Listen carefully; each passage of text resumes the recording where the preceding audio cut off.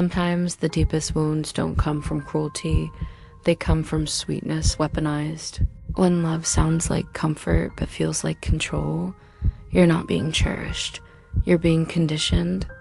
Welcome to Broken Truth, where love meets lies, and every story reveals the pain behind the smile. One of the most insidious forms of betrayal in love is manipulation wrapped in tenderness, when affection is used not to nurture, but to control. These are the lovers who say, "I'm doing this for you," while slowly dismantling your independence. They don't raise their voice, they lower your worth bit by bit over time.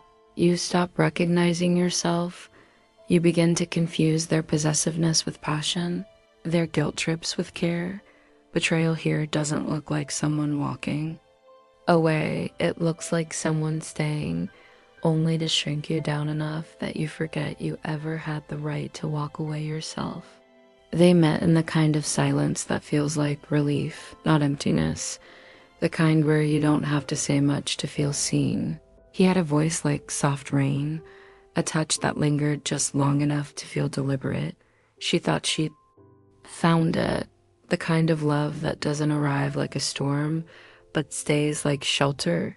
He noticed the little things, how she flinched when people interrupted her, how she hesitated before choosing her words.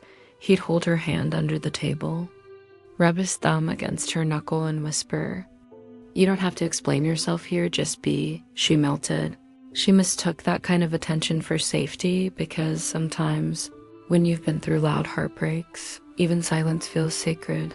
He never shouted, never raised his hand, never called her names, but somewhere between, "I just worry about you," and "I think that friend of yours doesn't really get you," her world started to shrink. It began in gentle nudges. "You're sure you want to wear that? I mean, you look amazing, but you know how people are." A smile, a kiss on her forehead, a comment so carefully wrapped in affection that she'd feel guilty even questioning it. Then came the curfews disguised as care. "Text me when you reach. Actually, just stay home today. I made dinner. I just miss you. Is that so bad?" And how do you argue with someone who's always cooking your favorite meal, who listens to your day like it's a song worth replaying? So she stayed, skipped the plans, apologized to her friends, told herself that real love means prioritizing each other, that it's okay to change, to bend, to make space. She didn't notice how often she apologized, not until she started, whispering sorry before speaking her truth. There were no fights, only long, disappointed silences, and whenever she asked for space, he looked hurt, like she had betrayed something sacred between them. "I'm just trying to be close to you. Why are you pushing me away?" And she'd fold again, because how do you explain that your heart feels crowded when all he's offering is closeness? When she cried, he held her like a savior, but always after making her feel like the reason for her own sadness. "Maybe you're just too sensitive. I didn't mean it that way. You always take things the wrong way." And she began to believe it, that her feelings were the problem, that if she could just fix her reactions, the love would feel safe again. One day, she looked in the mirror and didn't recognize the girl staring back. Her laughter, once loud, once ugly and unapologetic, had softened into polite smiles. Her body, once full of stories, of bruises from adventures and nights spent dancing, now just looked like something she was always hiding. Her phone had more unread messages than memories, and her journals had fewer poems, more apologies. She tried to bring it up carefully, like someone tiptoeing around a sleeping monster. "Sometimes I feel like I can't breathe," she whispered. He sighed, took her hand. "You know, I love you more than anything, right? You just get overwhelmed sometimes. It's okay. I'm here." And that was the hardest part.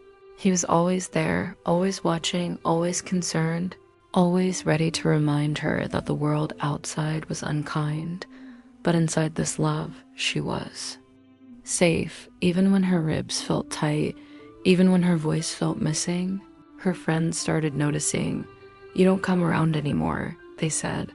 You're not yourself. And she didn't know how to explain that she wasn't allowed to miss anyone but him. That even longing had become something she had to justify. She began to write again, late at night, in silence. She wrote about cages with velvet walls, about affection that felt like a leash, about kisses that tasted like guilt. Then came the night she asked him a simple thing. Can I go to the retreat with my friends? And he didn't yell, just looked away and said, I didn't know you needed them more than me. She felt it then, the panic, the tightening, the way her love had become a performance, a loyalty test she was always failing. And in that moment, something inside her cracked, not loudly, not with fury, but like the sound of paper tearing. She went anyway. The retreat was nothing special.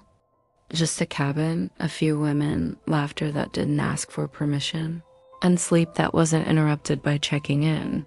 On the second morning, she cried. Not because she was sad, but because for the first time in months, she didn't feel watched. She didn't have to earn her peace. When she came back, he was waiting. Flowers, dinner, soft music playing, and 1,000 small ways to remind her that he was the home she left behind. She almost folded, almost let the weight of habit pull her back, but her spine was straighter now. Her voice had a tremble, but it was hers. She said his name softly. He smiled, that smile that used to feel like safety. I loved you, she said, but I don't think you ever loved me free. He didn't understand. Of course he didn't. Manipulators rarely do, because in their mind, love is a transaction, and he thought he'd paid in full. She left that night. No yelling, no slamming doors, just the quiet rebellion of choosing herself. In the weeks that followed, the grief came in waves, because even toxic love can feel like home when you've built your identity inside it. She missed him, not because he was good to her, but because she made herself small enough to fit his version of good. She learned slowly how to make choices without explaining, how to be alone without feeling abandoned, how to wear whatever the hell she wanted without hearing an echo of his voice in her head. And one day she laughed loud, ugly free. It was the kind of laugh that fills a room, the kind that doesn't apologize. Because the truth is, betrayal isn't always loud. Sometimes it's soft hands building silent walls, and love, real love, it doesn't clip your wings and call it protection. It lets you fly, even if it means flying away. She wasn't broken, just rewritten, finally, in her own handwriting. It didn't happen overnight. There wasn't some magical moment where everything made sense and the weight lifted. Healing didn't arrive like a sunrise. It came like fog, slow, quiet, with days that felt blurry and hard to name. But still, she showed up for herself, even when it hurt. Especially when it hurt, she started small. She stopped checking her phone every hour, stopped rehearsing excuses for decisions she didn't need to defend anymore. She went out alone, to coffee shops, bookstores, evening walks without maps, and every time she chose herself, even in the smallest ways, something inside her softened. One morning, she stood in front of the mirror and whispered the truth out loud for the first time. That wasn't love. That was control. I kept calling it care because I didn't want to admit how lonely it made me feel. And saying it didn't break her, it freed her. There were still hard days. Triggers that came dressed in songs and smells, in kind faces that reminded her of what she'd left behind. But she stopped blaming herself for the ache. She stopped calling it weakness. That ache was memory, and memory isn't the enemy.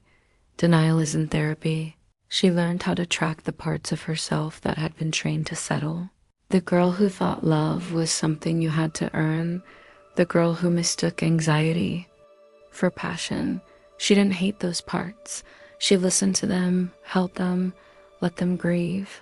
She made a list, not of red flags, but of her needs: gentle communication, mutual respect, the freedom to say no without punishment, a space where Her laughter could be loud again. That became her compass, and when someone new showed up, kind eyes. Steady presence. She didn't run, but she didn't rush either. She watched how they listened, not just when she spoke, but when she went quiet. She noticed whether they respected the pace she moved at or tried to rearrange it. She trusted herself more, not completely, not all at once, but enough to pause when something didn't feel right, enough to say, "This doesn't sit well with me." Even if her voice shook, enough to walk away, not in anger, but in alignment. When her peace was threatened, she stopped calling herself broken. Because she wasn't, she was just someone who had been taught that love meant proving your worth. And now she was unlearning that gently, daily. Love, she learned, is not about shrinking to fit someone's comfort zone. It's about growing freely beside someone who isn't afraid of your fullness. So she built boundaries, not walls, not anymore. Just gentle fences that let the right people in and kept her rooted in herself. She stopped waiting for closure from people who never gave her honesty. She stopped over-explaining herself to those who already made up their minds. She stopped carrying guilt for choosing what she needed. And maybe the biggest shift of all, she started speaking to herself kindly on the nights when she felt alone, on the days when her reflection didn't match her progress. She'd whisper, "I'm proud of you. I know this is hard, but look how far you've come." And slowly, her life began to feel like hers again, not built around someone else's comfort, not filled with fear of disappointing, not performed, just hers. There's a kind of peace that comes after surviving manipulation, not because everything is fixed, but because you finally see, you finally know, you finally believe yourself. That's the peace she carried now. Not loud, not showy, just steady. And next time someone came along with soft words and warm hands, she'd listen. But she'd also ask herself, does this love expand me or contain me? Because now she knew real love feels like breath, not suffocation. It makes you feel more you, not less. And that's the love she was waiting for now. Not perfect, not overwhelming, but true and free. Sometimes healing isn't loud, it's just choosing yourself a little more each day until it no longer feels like a rebellion. If this story helped you see your own truth, don't walk alone. Subscribe for more on Broken Truth.